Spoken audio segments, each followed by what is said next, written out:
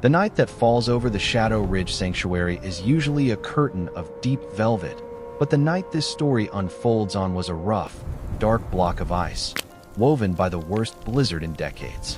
It was a cold that could stop the very heartbeat of nature. Ranger Clara Hayes lives and works here. Her job is to maintain boundaries between the world of humans and the wild, between calculated safety and ever-present peril. But there are moments when the wild itself shatters every boundary, forcing the ranger to confront a core paradox. Can a creature of ultimate predatory instinct, an animal perfectly engineered by nature to be a silent destroyer, abandon every instinct to seek help from its natural adversary? It was in her remote cabin, on that fateful, icy night, that Clara had to make an impossible choice.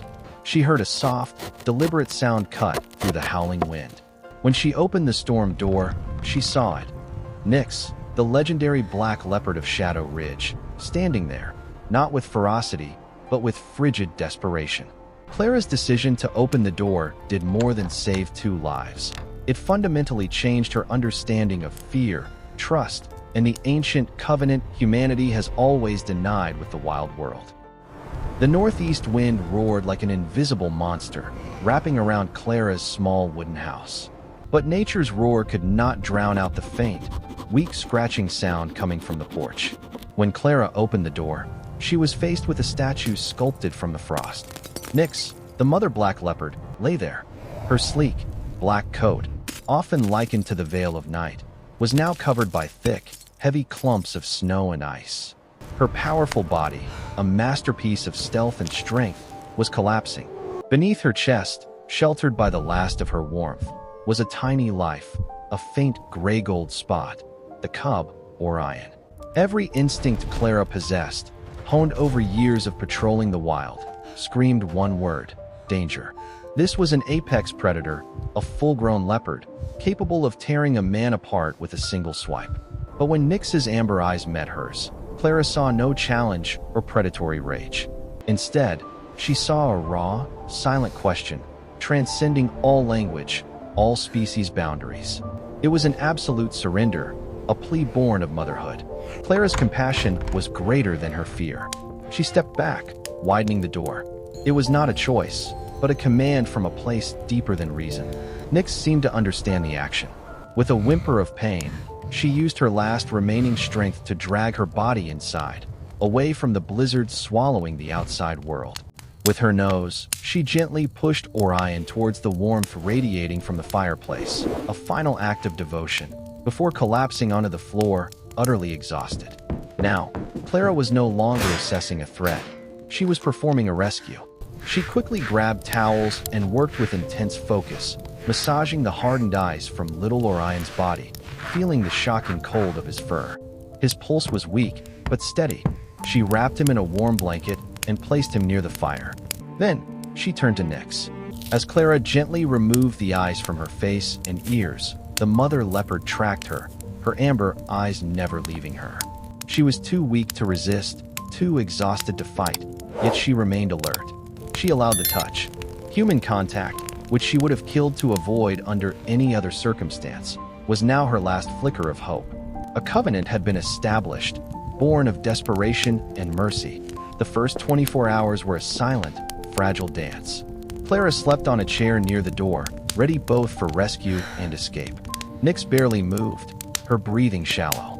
But on the second day, a faint whimper from Orion called for his mother. Clara quickly warmed milk and offered the bowl towards the cub. The sound of her cub feeding seemed to revive Nyx. She lifted her head, her gaze sharp and clear, then let out a deep, resonant purr. For days passed, and the atmosphere in the cabin changed strangely. The leopards gradually grew stronger, their fur regaining its luster. An involuntary taming shaped their cohabitation. Clara lived near the kitchen fire. Nyx and Orion claimed the area near the fireplace. They coexisted in 200 square feet, without language, yet full of silent communication. Clara maintained a respectful distance, always moving slowly and deliberately. She never looked directly into Nyx's eyes for too long, avoiding any sign of challenge, but she also never turned her back. She read by the firelight, and Nyx would watch her, her eyes holding a calm, strange intelligence. Nyx was studying her, learning about her. Clara's presence no longer represented danger. It had become synonymous with warmth, food, and safety. Building trust in the wild world happens not through words or predictable gestures, but through consistency and respect for survival boundaries. Nyx never displayed aggression. However, she was still a predator. At any moment, the wild instinct could surge, and Clara knew it well. She slept on the chair, half awake, always listening to their shallow breathing. The peak of this silent accord came one morning. Clara woke up on her chair, her body weary from fitful sleep. She noticed something that made her heart pound. Nyx had left her warm spot by the fireplace. The mother leopard was lying on the rug right next to her chair. Nyx was not seeking the warmth of the fire. She was seeking her proximity. In the most vulnerable moment, when Clara was asleep, Nyx chose that position. She could have left or even attacked. Instead, she chose to be her protector. It was a sign of absolute acceptance, an action that defied every biological logic Clara had ever known. Loyalty is not a purely human trait. It is a chemical reaction to kindness. Weeks passed.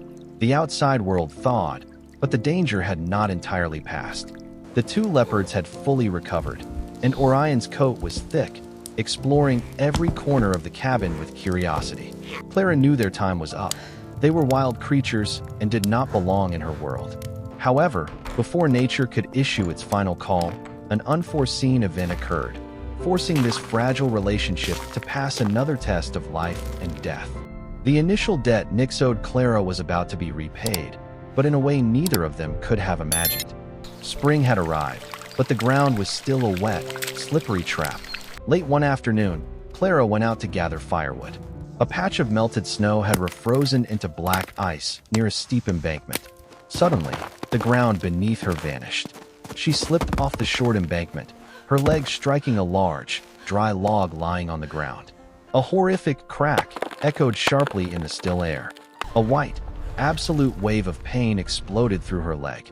Clara's leg was jammed, trapped beneath the weight of the rotting log. She screamed until her throat was raw, but the wind carried the sound far away. No one knew her exact location. The cold began to creep in, seeping through her clothes, paralyzing her limbs. Despair set in. She was trapped, helpless, and the temperature was dropping rapidly. Inside the cabin, Nyx instantly sprang up. A deep, worried growl vibrated across the wooden floor. The familiar scent of safety and calm from the woman was gone, replaced by the sharp odor of fear and pain. Orion was safe, but the guardian of this refuge was in danger. The fragile yet absolute bond Nyx had established overrode all wild instincts. Like a black arrow launched into the twilight, the leopard bolted through the door. Nyx found Clara, her face pale, shivering, her consciousness fading. For a terrifying second, Clara thought her rescuer was about to become her end. But Nyx's eyes held no malice. They held only focus and determination. Nyx gently licked Clara's face with her rough tongue, a gesture of partial comfort, then set about her task. She began frantically digging the snow and frozen earth around the log. Her powerful claws worked like shovels. Then, she pressed her muscular, warm body against Clara, a desperate transfer of heat to save a life. Nyx then braced herself, gripping the log tightly. A growl erupted, not a snarl of anger but a roar of pure effort, as she poured all her wild strength into the push. The log scraped across the frozen ground. It moved, an inch, then another. With a final explosive heave, the log rolled away. Clara, gasping for breath, pulled her broken leg from the indentation in the ground. She looked at the leopard. Nyx stood over her, panting, a fierce guardian protecting her in the deepening forest. She had returned the gift of life. When spring finally arrived completely, the forest called their names. Nyx had fulfilled her obligation, and now, only freedom remained. After the accident, Clara's injuries slowly healed. She knew well that no desperation now bound these two wild creatures to stay. Her leg was mending, and the leopards had regained their strength. Nyx and Orion were creatures of nature. They did not belong in her cabin, even though they had become a part of her life during those months. One warm morning, with the early dew clinging to the budding leaves, Clara opened the door. It was a gentle gesture, an acknowledgement that every covenant, no matter how deep, has its limits. Nyx the mother leopard led Orion, now strong and curious, off the porch towards the edge of the forest. At the intersection of light and shadow, Nyx paused. She turned her head back. In that moment, Nyx's amber eyes met Clara's. It was a lingering gaze, a moment of intense connection that transcended both space and species. No words were exchanged, but the message was as clear as the dawn. Gratitude had been expressed, the debt had been paid. Nyx blinked slowly, a sign of ultimate trust in the world of big cats, a confirmation that she had seen and acknowledged the human's kindness. And then, with the same weightless grace Clara had witnessed a year earlier, the Black Leopard and her cub vanished into the deep forest. They left forever, leaving Clara with a story she knew no one would believe without witnessing it firsthand. This extraordinary experience taught Clara Hayes a profound truth. We often view the wild world as a harsh battlefield where only the strongest survive. But the story of Nyx and Orion proved that survival is not just competition, it is connection. Compassion is not a weakness.